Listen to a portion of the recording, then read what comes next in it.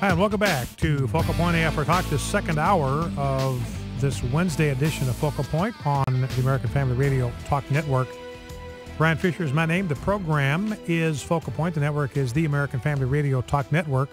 We'll start weaving phone calls into the program, 888-589-8840. Let's grab one right off the bat. Let's talk to Brian in Des Moines, Iowa. Brian, thank you for calling, and thank you for waiting so patiently. What's on your mind? Yeah, earlier today you made the statement in passing that that you felt that Sharia law was not compatible with the American system of law and the biblical view of law. And I was wondering if you could tell me a little more about that. If you had a particular version of Sharia law that you thought was incompatible, or a particular part that you thought was incompatible? Well, why don't we just kind of work through the First Amendment? Okay. The First Amendment kind of enshrines the liberties that our founders thought were the most profound, most important, most essential to protect. Mm-hmm. The very first liberty that's protected under the First Amendment is freedom of religion, the free exercise of religion. That is one of the unalienable rights that we receive from God, the free exercise of religion. Now, under Islam, there is no free exercise of religion. For instance, in Saudi Arabia, which is governed by Sharia law, there are no church buildings. In fact, a lot of imams now are calling for the elimination of all church buildings whatsoever on the entire Arabian Peninsula in obedience to Muhammad's command. In most Muslim countries, it's a crime. On almost every Muslim country, it's a crime to convert from Islam to Christianity. And in a lot of those countries, it's a capital crime. You can be put to death for doing that. So that's just one example, starting with religious liberty. No compatibility between Sharia law, which allows for no religious freedom whatsoever, and Christianity and the West. What makes you think that Sharia law prevents them from having churches in Saudi Arabia? Because in my study of Sharia law, there's nothing in there. That's just a Saudi decision that they made as part of their country's government that is sort of neither here nor there with regard to Sharia law. Well, maybe you could answer this question for me, Brian. Sure.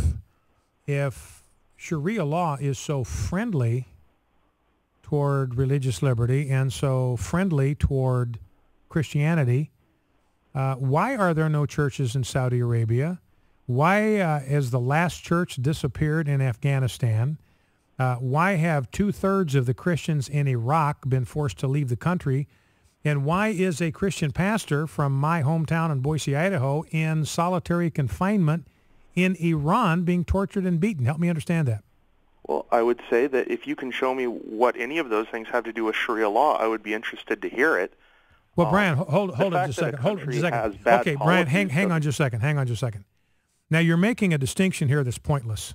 If you're trying to draw a distinction between Sharia law and what every Muslim country in the world does, what is the point? They're doing it. Now, you may want to argue till they're blue in the face that they misunderstand Sharia law, but the point is, Brian, they don't think they are. They think they understand Sharia law absolutely perfectly. They're just implementing it. So your job, Brian, would not be to convince me that they're not implementing Sharia law. Your job is to go to Saudi Arabia and convince them that they're not properly implementing Sharia law. Good luck with that. Oh, I'm not making that suggestion at all, sir. I'm sorry, what are you suggesting then? I guess what I'm saying is that Sharia law has lots of different parts to it. It has rules about how to have an inheritance. It has rules about banking. It has rules about sales. There are at least four broad different kinds of Sharia law just within Sunni Islam. And Sharia law is a lot of different things.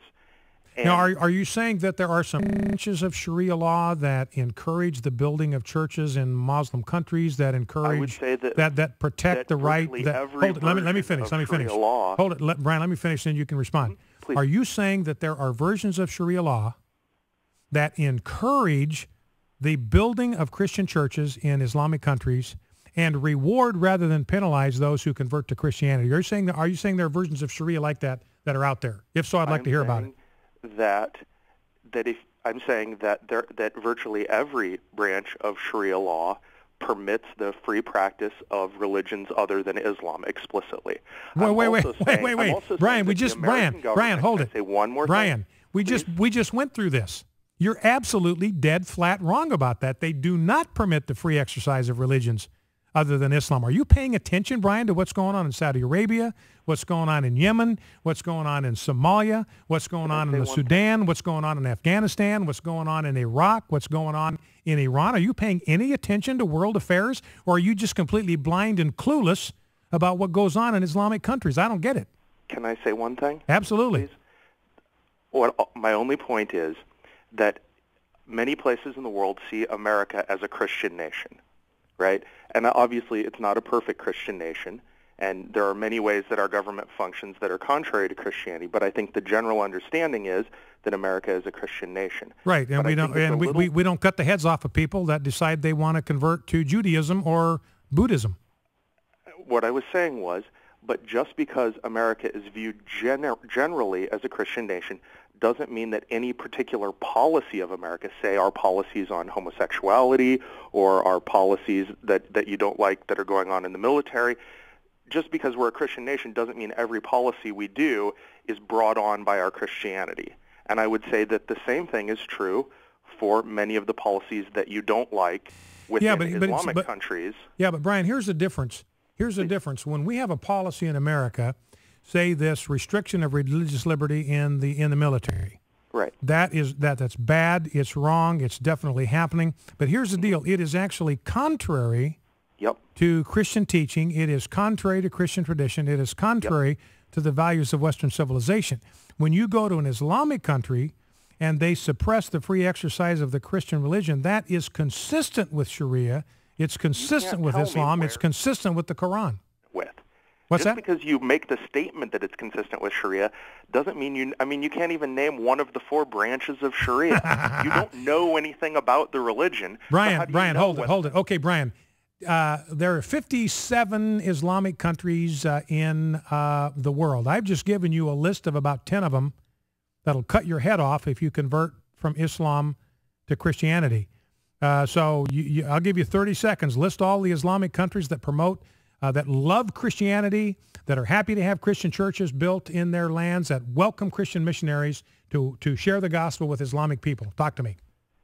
You were talking over me. I didn't hear you. Can you repeat your question? Yeah. List the Muslim countries for me that welcome Christian missionaries, that encourage Christians to share their faith with other Muslims, that are perfectly fine with Muslims converting to Christianity. List those countries for me. Israel. Oh, wait. Whoa. Israel is not an Islamic country. Go ahead. But it acts exactly like one as far as Christianity goes. No. I'm talking about Islamic countries, Brian. You're changing the subject. I asked you about Islamic countries. You got about 15 seconds. Go. And I would say that Israel is as bad as any Islamic country out there, brother. Okay, Brian, you answered my question. The answer is none. Brian cannot name one single Islamic country that's happy with Muslims converting to Christianity, that protects it, that permits it, that welcomes Christian missionaries into their country. QED, I rest my case. Focal Point, AFR Talk. We'll be back with more. Stay with us. You are listening to Focal Point on the American Family Radio Talk Network.